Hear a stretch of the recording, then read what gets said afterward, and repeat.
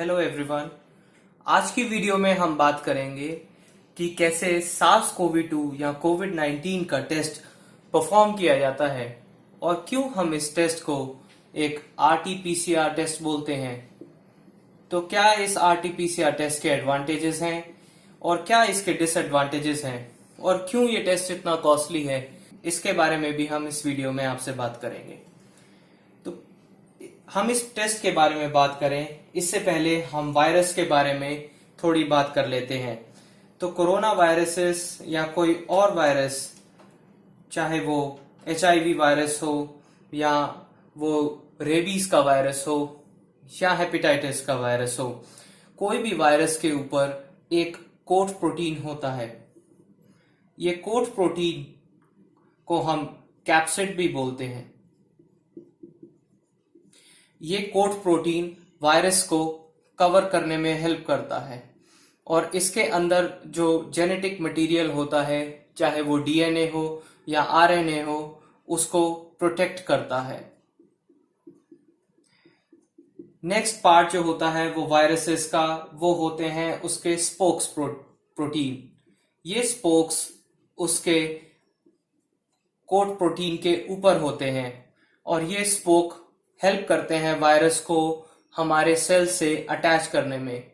तो spokes protein का काम वायरसेस को ह्यूमन सेल से अटैचमेंट के लिए होता है। सो अटैचमेंट के समय स्पोक प्रोटीन वायरस इनका काम लेता है ताकि वो हमारे ह्यूमन सेल्स पे अटैच कर सके।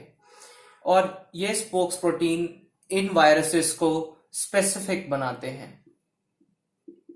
अगर मैं कोविड 19 की बात करूं तो ये लंग सेल्स या लंग एपिथेलियल सेल्स के लिए बहुत स्पेसिफिक होते हैं। तो बेसिकली इनका साइट ऑफ इन्फेक्शन होता है लंग टिश्यूज के एपिथेलियल सेल्स पे।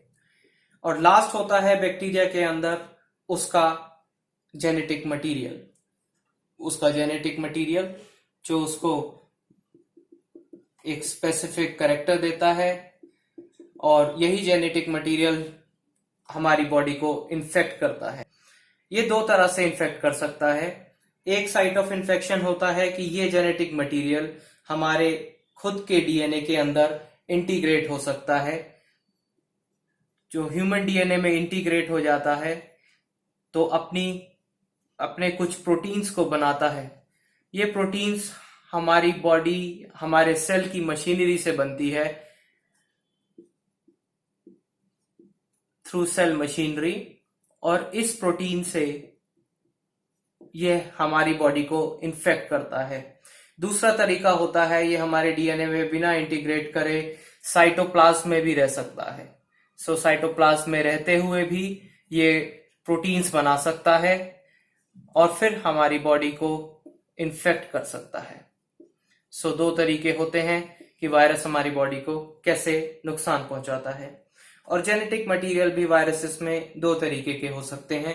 एक जेनेटिक मटेरियल होता है DNA बेस्ड, जैसा हमारे ह्यूमन सेल्स के अंदर DNA जेनेटिक मटेरियल होता है, और दूसरा होता है SARS CoV 2 viruses RNA based genetic material के साथ होते हैं। तो इसीलिए इनके अंदर एक ऐसा प्रोटीन पाया जाता है जो इनके RNA को मल्टीप्लाई कर सके, और उस प्रोटीन को हम कहते हैं RNA पॉलीमरेज। ये एक ऐसा प्रोटीन है जो वायरस के अंदर होता है, ये ह्यूमन सेल्स के भी अंदर होता है, पर वायरस का स्पेसिफिक RNA पॉलीमरेज जो है वो वायरल जेनेटिक मटेरियल के लिए स्पेसिफिक होता है। तो अगर आपने एक स्ट्रक्चर वायरस का देखा होगा, उसके बाहर एक कवरिंग होती है, उसके अंदर एक बहुत छोटा सा जेनेटिक मटेरियल होता है, उसका खुद का एक RNA पॉलीमरेज होता है, और उसके बाउंड्री पर आपको एक स्पेशल स्पोक प्रोटीन की लेयर दिखती है। और ये स्पोक्स प्रोटीन जो होते हैं ये वायरस के लिए स्पेसिफिक होते हैं। ये हमारे स्पोक्स होते हैं और ये RNA पॉलीमरेज, और ये हमारा जेनेटिक मटेरियल। सो ये एक बेसिक वायरस का ओवरव्यू है। मैं आपसे बात करना चाहूंगा कि कैसे ये RT-PCR रिएक्शन हमारे वायरस डिटेक्शन के अंदर हेल्पफुल होता है। तो सबसे पहले जानने वाली ये बात है कि RT-PCR रिएक्शन सिर्फ उन्हीं पेशेंट्स के अंदर सक्सेसफुल होता है जिनके अंदर ऑनगोइंग इन्फेक्शन है। अगर वो इन्फेक्शन पहले हो चुका है पास्ट हिस्ट्री में या अभी नहीं हुआ है तो वो RT-PCR उसको डिटेक्ट नहीं कर पाएगा। RT-PCR तभी इम्पोर्टेंट है जब इन्फेक्शन किसी पेशेंट को है। अगर वो पेशेंट को पास्ट इन्फेक्शन हो चुका है और अब करंटली उसमें कोई भी वायरस नहीं है तो RT-PCR का जो रिजल्ट है वो नेगेटिव होगा। सेकंड ये है कि ये बहुत अर्ली फेज के अंदर इन्फेक्शन को पकड़ सकता है। So early phase of infection can be detected through RT-PCR। RT-PCR तब हेल्पफुल है जब पेशेंट के अंदर कोई सिम्टम्स नहीं होते। सो एसिम्टोमेटिक पेशेंट भी इस प्रोसीजर के थ्रू हम उसके इन्फेक्शन को डिटेक्ट कर सकते हैं। नेक्स्ट इसके अंदर क्या है कि इसके फॉल्स नेगेटिव्स बहुत कम होते हैं। RT-PCR क्योंकि एक बहुत स्पेसिफिक रिएक्शन है, एक बहुत स्पेसिफिक टेस्ट है, इसके अंदर फॉल्स नेगेटिव्स बहुत कम होते हैं। फॉल्स नेगेटिव का मतलब क्या होता है? फॉल्स नेगेटिव का मतलब होता है कि वायरस प्रेजेंट है तो ये जनरली मैक्सिमम केसेस में पॉजिटिव रिजल्ट देगा। ऐसा नहीं होगा कि ये आपको गलत रिजल्ट दे। बट इस केस के अंदर RT-PCR के अंदर कई बारी फॉल्स पॉजिटिव्स जरूर होते हैं। सो फॉल्स पॉजिटिव्स जो होते हैं वो ज्यादा होते हैं as compare to false negative. ये फॉल्स पॉजिटिव क्यों हो सकते हैं? फॉल्स पॉजिटिव का मतलब है कि आप इन्फेक्टेड नहीं हैं बट रिजल्ट आपको पॉजिटिव शो करेगा। ये हो सकता है क्योंकि आपका जो सैंपल है वो प्रॉपरली कलेक्ट नहीं किया गया है, या हो सकता है कि आपके सैंपल के अंदर कोई कंटेमिनेशन हो, तो उस केस में भी आप फॉल्स पॉजिटिव रिएक्शन देख सकते हैं। But false negative reactions generally तब होते हैं जब आपका बफर सॉल्यूशन खराब हो, मींस जिस सॉल्यूशन के अंदर आप टेस्ट कर रहे हैं वो सॉल्यूशन अगर वर्किंग नहीं है तो आपको एक फॉल्स नेगेटिव मिल सकता है, वो फॉल्टी है। तो उस केस में भी आपको एक फॉल्स नेगेटिव मिल सकता है। जहां पर किट फॉल्टी होगी तो आपको इन्फेक्शन होगा बट किट उसको डिटेक्ट नहीं कर पाएगी। या दूसरे केस के अंदर जो सोल्यूशन है जिसके अंदर आप अपना सैंपल डाला है वो फॉल्टी होगा तो आपका जो वो है डिटेक्ट नहीं हो पाएगा। तीसरा केस फॉल्स नेगेटिव का हो सकता है अगर अर्ली ऑनसेट ऑफ रिएक्शन में अगर टेस्ट किया गया, वेरी अर्ली फेज में अगर आपका सैंपल लिया गया है तो हो सकता है कि जिस साइट से सैंपल लिया गया है वहां पर वायरस लोड जो है वो बहुत कम है, तो उस केस के अंदर भी आपको कोई रिजल्ट नहीं मिलेगा।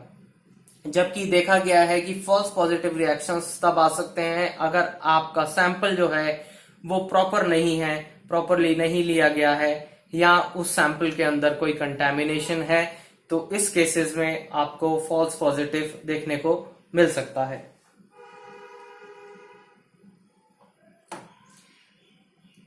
एक बात और है RT-PCR रिएक्शन की जो हम आगे डिस्कस करेंगे कि ये टेक्निक जो है ये एक्सपेंसिव है। सो इसके टेस्ट जो हैं एक्सपेंसिव होते हैं क्योंकि इसके अंदर जो मटेरियल्स यूज होते हैं वो एक्सपेंसिव होते हैं, इसीलिए ये टेस्ट भी एक्सपेंसिव होता है। इसके लिए एक स्पेशल मशीनरी भी चाहिए होती है जिसको हम थर्मोसाइक्लर बोलते हैं। इसके अंदर एक्सपर्ट टेक्नीशियंस की भी जरूरत होती है। So this reaction cannot be done without expert technician. बिना एक्सपर्ट टेक्नीशियन के आप इस टेस्ट को नहीं कर सकते। जबकि आप कोई रेगुलर ब्लड टेस्ट या कोई और दूसरा एंटीबॉडी टेस्ट जो है वो किसी रेगुलर टेक्नीशियन के साथ कर सकते हैं, बट आरटीपीसीआर के अंदर आपको वही टेक्नीशियन की जरूरत होती है जो इस रिएक्शन को रन कर सके। So what is PCR? अब मैं आपसे बात करूंगा कि ये पीसीआर क्या होता है। पीसीआर को बोला जाता है पॉलीमरेज चेन रिएक्शन।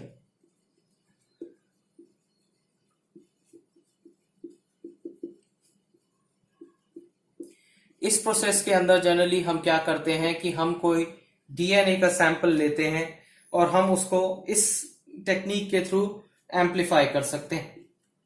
सो इस प्रोसेस का बेनिफिट यह है कि डीएनए एम्पलीफिकेशन में ये हेल्प करता है। इसका मतलब कि जो हमारा सैंपल होता है वो स्मॉल क्वांटिटी में होता है,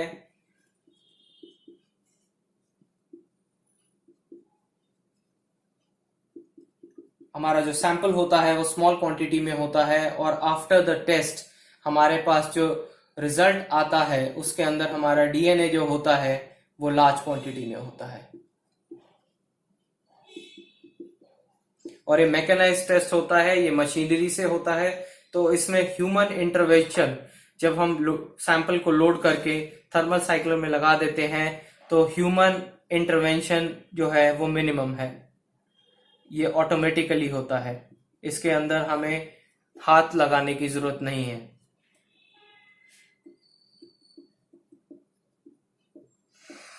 सो इसके अंदर ह्यूमन इंटरवेंशन जो होता है वो मिनिमम होता है। इसके अंदर डीएनए एम्पलीफिकेशन का काम होता है। इसलिए मैंने कहा कि जब हमारे पास स्मॉल सैंपल भी हो तो भी हम उसको डिटेक्ट कर सकते हैं, क्योंकि इसके अंदर हम डीएनए की कॉपीज बनाते हैं। इसलिए हमारे पास एंड रिजल्ट में काफी ज्यादा क्वांटिटी के अंदर डीएनए होता है। वायरसेस के अंदर भी जो जेनेटिक मटेरियल होता है वो पीसीआर के थ्रू एम्पलीफाई किया जा सकता है। सो अगर हमारा वायरस सैंपल है, क्योंकि हम इनिशियल स्टेज ऑफ इन्फेक्शन में अगर हैं, तो वायरस सैंपल जो होगा हमारा वो लेस होगा, लो क्वांटिटी में होगा, और आफ्टर पीसीआर वो हमारे पास हाई क्वांटिटी में होगा, और इस हाई क्वांटिटी को हम डिटेक्ट कर सकते हैं बहुत आसानी से। सो इसलिए मैंने कहा कि ये डिफरेंट है ऑनगोइंग इन्फेक्शंस के लिए ही है। अगर किसी पेशेंट को ऑनगोइंग इन्फेक्शन है, वो उस टाइम पे जब ये सैंपल कलेक्शन हो रहा है वो इन्फेक्टेड है, तो उसी टाइम पे हम उसके इन्फेक्शन को, वायरस इन्फेक्शन को डिटेक्ट कर सकते हैं। अगर वो इन्फेक्शन उसके पास हिस्ट्री में हुआ था तो हम उसको नहीं डिटेक्ट कर सकते, या फ्यूचर उसकी क्या प्रोबेबिलिटी है पेशेंट की कि वो इन्फेक्ट होगा, हम इस टेक्निक के थ्रू उसको भी डिटेक्ट नहीं कर सकते। ये सिर्फ एक पेशेंट जिसके अंदर अभी वायरल लोड प्रेजेंट है, हम उसी के अंदर आरटीपीसीआर को यूज कर सकते हैं। तो पीसीआर, जैसे मैंने कहा कि वो हो गया पॉलीमरेज चेन रिएक्शन, और आरटी जो होता है वो होता है रियल टाइम। इसका मतलब कि रियल टाइम हम लाइव देख सकते हैं कि कितना वायरस या कितना अमाउंट ऑफ वायरस जो है एक पेशेंट के अंदर प्रेजेंट है। तो उसके लिए हमें एक वन स्टेप प्रोसेस के अंदर ही हम अपने रिजल्ट को वेरीफाई कर सकते हैं। Result is verified in a one step process. Real time का मतलब होता है कि जब हमारे पास एक जेनेटिक मटेरियल एम्पलीफाई हो जाता है तो हमें उसको डिटेक्ट करने के लिए कोई और टेक्निक नहीं लगानी पड़ती, हम उसी पीसीआर के अंदर ही इस रिजल्ट को वेरीफाई कर सकते हैं कि क्या हमारा पास जो सैंपल है वो वायरल लोड या वायरस उसके अंदर प्रेजेंट है या नहीं। ये सिर्फ एक ही टेक्निक के थ्रू हम डिटेक्ट कर सकते हैं। जैसा मैंने बताया कि ये रिएक्शन रियल टाइम होता है। सो इसको रियल टाइम कैसे बनाया जाता है, क्यों ये बाकी और पीसीआर रिएक्शंस, क्योंकि पीसीआर रिएक्शंस कई तरह के हो सकते हैं, तो क्यों ये बाकी पीसीआर रिएक्शन से अलग है? ये अलग इसलिए है कि अगर कुछ प्रोब्स यूज किए जाते हैं जो रिजल्ट आने के बाद लाइट को रिलीज करते हैं। लाइट रिलीज करने का मतलब होता है कि हमें कोई कलर्ड प्रोडक्ट दिखता है, हमें कोई कलर्ड प्रोडक्ट दिखता है, और उस कलर्ड प्रोडक्ट से हम ये पता लगा लेते हैं कि हमारा पीसीआर जो है वो प्रॉपरली हो रहा है। तो हर एक साइकिल के साथ जो हमारा कलर होता है, कलर की इंटेंसिटी होती है,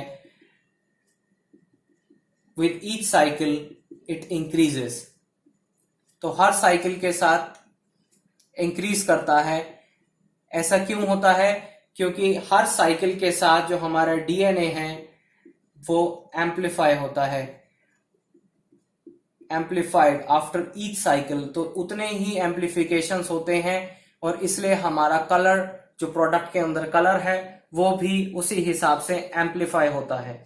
और डीएनए एम्पलीफिकेशन जो पीसीआर के अंदर होती है, ये ज्योमेट्रिकली होती है। सो ज्योमेट्रिक एम्पलीफिकेशन होती है। ज्योमेट्रिक एम्पलीफिकेशन का मतलब क्या होता है?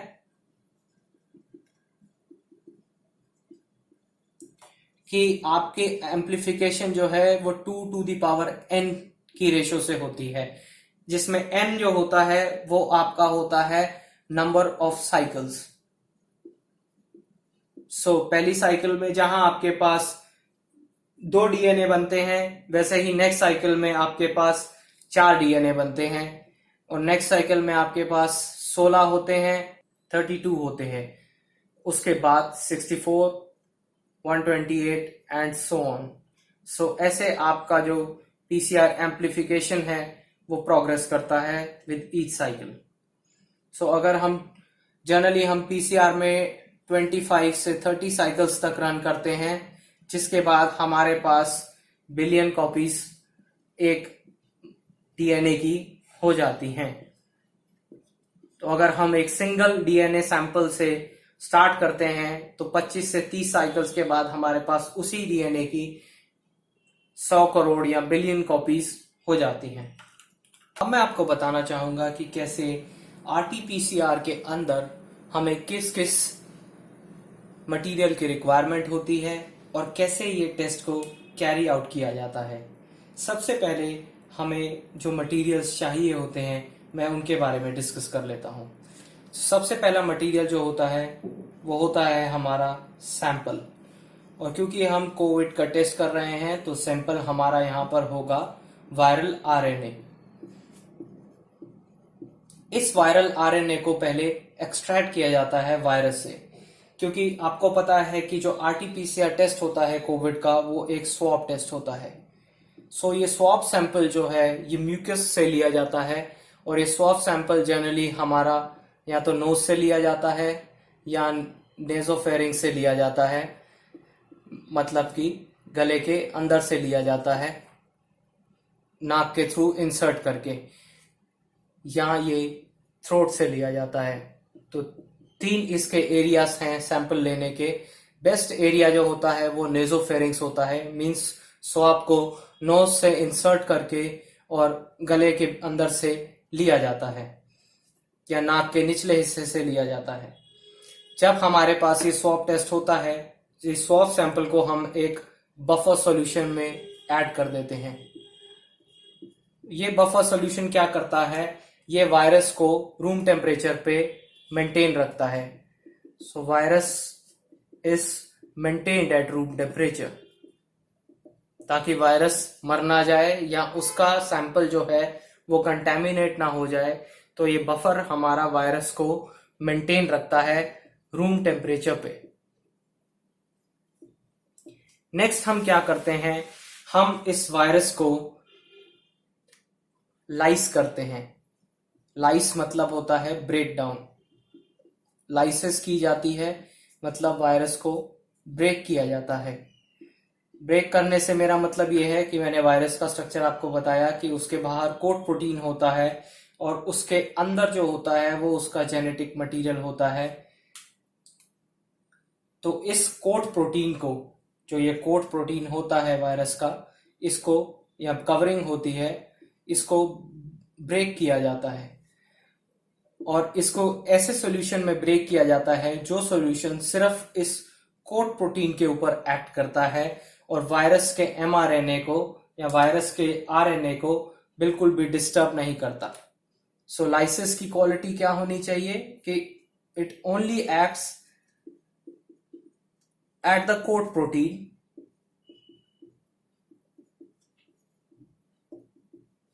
ये सिर्फ कोट प्रोटीन पे एक्ट करना चाहिए and leaves the never touches the viral RNA, क्योंकि यही आरएनए या यही सैंपल है जिसको हम पीसीआर के थ्रू एम्पलीफाई करेंगे। तो अगर ये लाइसिस सॉल्यूशन अगर इसी पे एक्ट करेगा तो हमारा सैंपल जो है वो डिग्रेड हो जाएगा। तो सैंपल डिग्रेडेशन से ये हमें सेव करता है। तो ये लाइसिस सॉल्यूशन हमारे सैंपल को डिग्रेड नहीं होने देता है। उसके बाद हम जब इस ब्रेकडाउन को एक ट्यूब के थ्रू रन करते हैं, ये ट्यूब स्पेशल होती है, ये ट्यूब ऐसी होती है, मैं आपको बहुत बेसिक समझा रहा हूं। ऐसा नहीं होता है कि ये लाइसिस सॉल्यूशन भी डिफरेंट टाइप्स के होते हैं और लाइसिस भी 2-3 बार किया जाता है, बट एक बहुत बेसिक ओवरव्यू है। सो ये ट्यूब जो होती है ये स्पेशलाइज्ड होती है कि ये कैच करती है सिर्फ आरएनए को।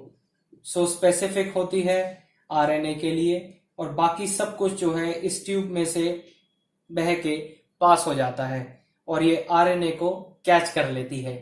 उसके बाद हम इस ट्यूब के अंदर एक वॉश बफर डालते हैं। ये वॉश बफर क्या करता है, अगर कोई भी अनवांटेड प्रोटीन या कोई और पार्टिकल आरएनए के अलावा अगर इस ट्यूब के अंदर बचा रह गया है तो ये उसको वॉश कर लेता है। वॉश बफर क्या करता है, अनवांटेड पार्टिकल्स को रिमूव करता है। Molecules are removed.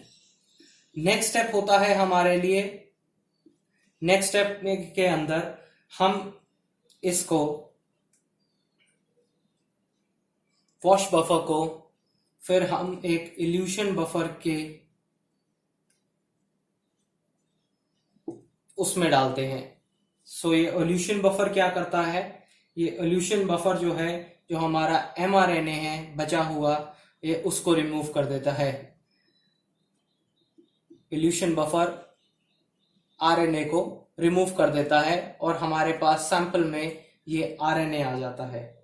फिर इस सैंपल को हम सेंट्रीफ्यूज करते हैं और इसको कलेक्ट कर लेते हैं और फिर इस आरएनए को हम एक बफर सॉल्यूशन में डाल देते हैं। RNA is added to a buffer solution. फिर इसको एक और नए बफर में डाल देते हैं। ये बफर स्पेशल होता है कि इसके अंदर आरएनए एजेस नहीं होते हैं।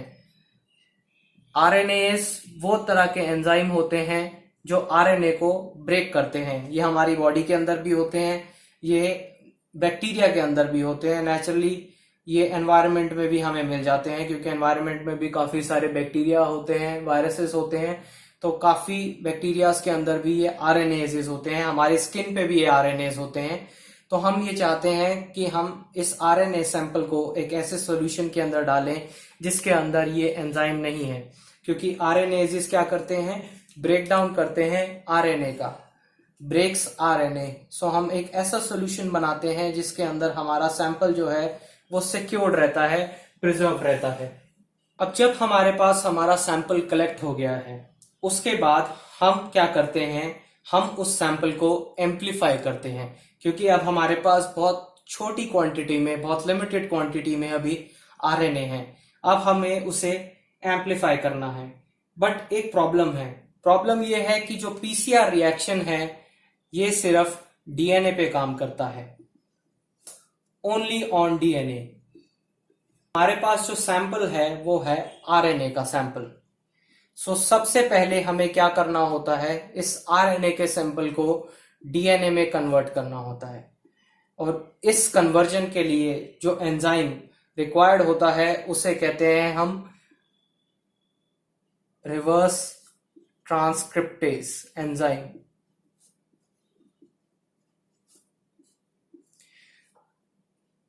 क्योंकि डीएनए से आरएनए जो हमारी बॉडी में बनता है, जब हमें अपनी बॉडी में कोई प्रोटीन बनाना होता है, उस प्रोसेस को हम कहते हैं ट्रांसक्रिप्शन। तो ट्रांसक्रिप्शन का जो रिवर्स है, क्योंकि अब हमें आरएनए से डीएनए बनाना है, तो हम उस प्रोसेस को कहते हैं रिवर्स ट्रांसक्रिप्शन। ओके, तो ये आरटीपीसीआर के आगे जो है हम एक छोटा आर भी लगाते हैं। ये RRT-PCR होता है, इसका मतलब कि ये reverse transcriptase real time PCR होता है, जिसके अंदर आरएनए सैंपल जो होता है उसको डीएनए में कन्वर्ट किया जाता है और ये डीएनए फिर पीसीआर से एम्पलीफाई होता है और इस एम्पलीफाइड जो हमारे पास आउटपुट होता है या एम्पलीफाइड प्रोडक्ट होता है, इसको फिर हम रियल टाइम कलर्ड प्रोडक्ट से मॉनिटर करते हैं कि हमारे पास कितना कलर्ड प्रोडक्ट बना है। इसका मतलब कि हमारी एम्पलीफिकेशन उसी हिसाब से हुई है। तो जितना ज्यादा प्रोडक्ट मीन्स जितना ज्यादा कलर, उतना ज्यादा हमारे पास एम्पलीफाइड डीएनए। सबसे पहला मटेरियल होता है सैंपल आरएनए, जो हम वायरस से एक्सट्रैक्ट करते हैं। कैसे करते हैं वो मैंने आपको बता दिया। और ये आरएनए जो होता है ये सिंगल स्ट्रैंडेड आरएनए है, सिंगल स्ट्रैंडेड। इसका मतलब क्या होता है सिंगल स्ट्रैंडेड का? एक्चुअली जो हमारा डीएनए होता है, आपने किसी फोटो में भी देखा होगा, वो आपको एक ट्विस्टेड पैटर्न में मिलता है, वो कुछ ऐसा दिखता है। इसका मतलब कि ये डीएनए के दो स्ट्रैंड होते हैं, ये पॉजिटिव स्ट्रैंड होता है और ये नेगेटिव स्ट्रैंड होता है। सो एक स्ट्रैंड को हम पॉजिटिव बोलते हैं, एक को नेगेटिव बोलते हैं। बट जो वायरस का आरएनए जो है वो सिंगल स्ट्रैंडेड है। इसका मतलब कि वो एक सिंगल थ्रेड है, आप उसको कह सकते हैं एक सिंगल थ्रेड या एक सिंगल स्ट्रैंड। तो ये वायरस का जो सैंपल आरएनए होता है ये सिंगल स्ट्रैंडेड होता है, ना कि डीएनए की तरह जो हमारी बॉडी में होता है, जो ऐसा ट्विस्टेड फॉर्म में डबल स्ट्रैंडेड होता है। सो सबसे पहले हमें क्या करना होता है, हम सैंपल आरएनए को लेते हैं। नेक्स्ट चीज जो हमें चाहिए, क्योंकि हमें इसको एम्पलीफाई करना है, और एम्पलीफिकेशन के लिए मैंने आपको क्या बताया कि पहले हमें आरएनए से डीएनए बनाना होगा। सो आरएनए से डीएनए बनाने के लिए हमें कौन सा एंजाइम चाहिए होता है? हमें चाहिए होता है रिवर्स ट्रांसक्रिप्टेज। सो ये वायरस के एमआरएनए को हमारा डीएनए बना देता है। सो हम इस ट्यूब के अंदर रिवर्स ट्रांसक्रिप्टेज भी डालते हैं, और ये रिवर्स ट्रांसक्रिप्टेज जो है ये हमारा सिंगल स्ट्रैंडेड आरएनए को आरएनए डीएनए प्रोडक्ट बनाता है। बिकॉज डीएनए मल्टीप्लिकेशन में क्या होता है कि दोनों स्ट्रैंड्स को हम यूज करते हैं और दोनों स्ट्रैंड्स के अगेंस्ट हम कॉपीज बनाते हैं। क्योंकि हमारी बॉडी में दो स्ट्रैंड्स होते हैं, तो इन दो स्ट्रैंड्स को हम सेपरेट करते हैं और इन सेपरेटेड स्ट्रैंड्स की हम कॉपी बनाते हैं। तो इस केस में क्या होता है कि जो ये हमारी ग्रीन कलर में जो है ये कॉपीज हैं। तो इस केस में क्या होता है कि जो हमारा इनिशियल रिएक्टेंट होता है या इनिशियल जो हम सैंपल यूज करते हैं वो हमारी रेप्लिकेशन के अंदर या मल्टीप्लिकेशन के अंदर हमेशा रहता है। बट क्योंकि हमारा सैंपल आरएनए सिर्फ एक सिंगल स्ट्रैंड का है, तो रिवर्स ट्रांसक्रिप्टेज जब हम यूज करेंगे तो ये स्ट्रैंड तो हमारा रहेगा ही रहेगा, साथ में ये बनाएगा उसके साथ डीएनए। तो जो हमारा प्रोडक्ट होगा आफ्टर रिवर्स ट्रांसक्रिप्टेज वो होगा हमारा आरएनए, जो वायरस आरएनए है ये हमारा आरएनए है, साथ में हमारा कॉम्प्लीमेंट्री इसके होगा डीएनए। और इस डीएनए को हम बोलते हैं, क्योंकि ये इसका कॉम्प्लीमेंट्री होता है, तो इस डीएनए को हम बोलते हैं cDNA या कॉम्प्लीमेंट्री डीएनए। नेक्स्ट चीज जो हमें चाहिए होती है वो होते हैं हमारे DNTPs। क्योंकि डीएनए 4 न्यूक्लियोटाइड से बनता है, या 4 लेटर्स आप कह लीजिए, जो होते हैं A, T, C और G। क्योंकि हमें डीएनए को एम्पलीफाई करना है और ये कोई सेल या हमारी बॉडी का पार्ट नहीं है कि हमारे पास DNTPs नेचुरली अवेलेबल हो, तो हमें DNTPs को अपने रिएक्शन मिक्सचर में डालना पड़ता है ताकि हम और कॉपीज बना सकें, कॉपीज ऑफ डीएनए। तो ये हमारा जो है ये हमारे रिएक्टेंट्स हैं, ये हमारे रिएक्टेंट्स हैं जो हमारे और डीएनए कॉपीज को जनरेट करते हैं। नेक्स्ट रिक्वायरमेंट होती है हमारे पास प्रोब्स की। ये प्रोब्स क्या होते हैं? ये प्रोब्स एक्चुअली छोटे सेगमेंट्स होते हैं जो प्राइमर्स के सेगमेंट होते हैं।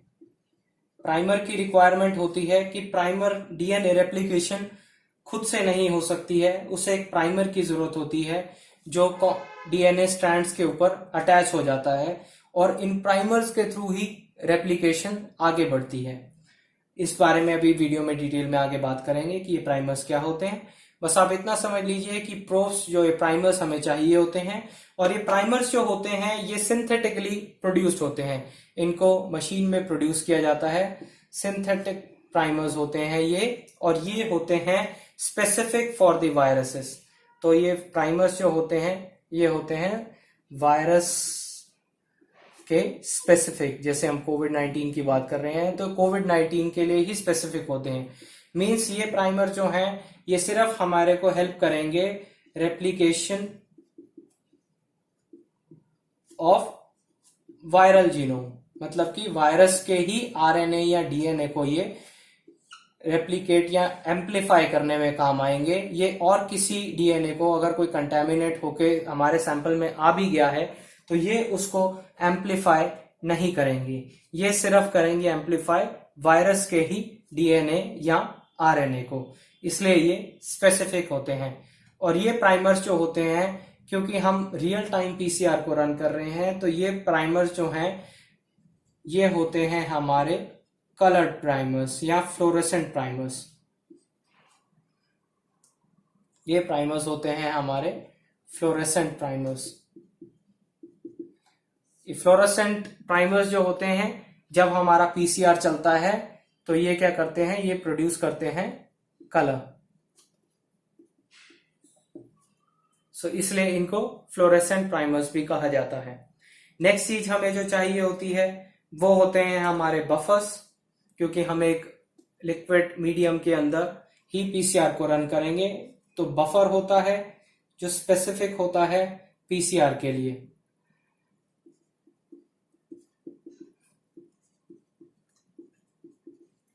और जो लास्ट चीज हमें बहुत जरूरी चाहिए होती है पीसीआर को रन करने के लिए वो होता है हमारा डीएनए पॉलीमरेज। जैसे मैंने आरएनए के बारे में बताया आपको, रिवर्स ट्रांसक्रिप्टेज जो आरएनए से डीएनए बनाता है, वैसे ही डीएनए की कॉपीज बनाने के लिए जो एंजाइम होता है उसको हम बोलते हैं डीएनए पॉलीमरेज, जो हेल्प करता है डीएनए की रेप्लिकेशन में, मतलब डीएनए की डिवीजन में। तो ये एंजाइम हमारे लिए पीसीआर के अंदर सबसे जरूरी होता है। ये क्या करता है, मेक्स डीएनए कॉपीज, तो ये डीएनए की कॉपीज को जनरेट करता है। ये वैसे ही है जैसे हम किसी चीज का कॉपी निकालते हैं या जेरोक्स निकालते हैं, फोटोकॉपी निकालते हैं। ये पीसीआर भी कुछ वैसा ही है जो डीएनए का फोटोकॉपी मल्टीपल कॉपीज निकालता है। हम इस साइकिल को जितनी बार रन करेंगे उतनी बार ये उतने ही अमाउंट में कॉपीज को प्रोड्यूस करता रहता है। और ये डीएनए पॉलीमरेज जो पीसीआर के अंदर होता है, क्योंकि पीसीआर जो होता है ये हाई टेम्परेचर पे काम करता है, हाई टेम्परेचर इसको चाहिए होता है, और नेचुरली हमारी जो बॉडी होती है, हमारे सेल्स जो है वो हाई टेम्परेचर को सहन नहीं कर सकते हैं, बर्दाश्त नहीं कर सकते हैं। इसलिए हाई टेम्परेचर के लिए हमें एक स्पेसिफिक टाइप का डीएनए पॉलीमरेज चाहिए होता है जो हम ऐसे बैक्टीरियाज में से एक्सट्रैक्ट करते हैं जो जनरली हाई टेम्परेचर एरियाज में सरवाइव करते हैं। और वैसा ही एक बैक्टीरिया है जिसका नाम है एक्वेटिकस। ये बैक्टीरिया जो है ये बहुत हाई टेम्परेचर पे हमें मिलता है, और ये जनरली जो जियोथर्मल वेंट्स होते हैं वहां पर पाया जाता है, जहां से समुद्र के अंदर लावा निकलता है, जिसको हम जियोथर्मल वेंट्स बोलते हैं। क्योंकि ये इतने हाई टेम्परेचर पे सरवाइव कर सकता है, इसलिए हम इसका पॉलीमरेज जो है उसको पीसीआर में रन करते हैं, क्योंकि पीसीआर भी हाई टेम्परेचर पे रन होता है। और इसके डीएनए पॉलीमरेज को जो पीसीआर में रन किया जाता है उसका नाम होता है टैक पॉलीमरेज। जैसा आप देख सकते हैं जो इसका नाम है थर्मस एक्वेटिकस या टैक पॉलीमरेज। सो 6 चीजों की हमें जरूरत होती है। सबसे पहला होता है हमारा वायरल सैंपल, वायरल सैंपल जो है उसको हम फिर रिवर्स ट्रांसक्रिप्टेज से आरएनए से डीएनए बनाते हैं। नेक्स्ट चीज चाहिए होती है हमें लेटर्स, जिससे हम डीएनए बनाते हैं, जिनको हम डीएनटीपीस बोलते हैं। नेक्स्ट होते हैं हमारे प्रोब्स या प्राइमर्स, जो स्पेसिफिक होते हैं हमारे वायरस के लिए। इसका मतलब है कि जो हमारे सैंपल में जिस वायरस को हम टेस्ट कर रहे हैं सिर्फ उसी के डीएनए को ये एम्पलीफाई करते हैं, बाकी किसी और डीएनए को एम्पलीफाई नहीं करते हैं।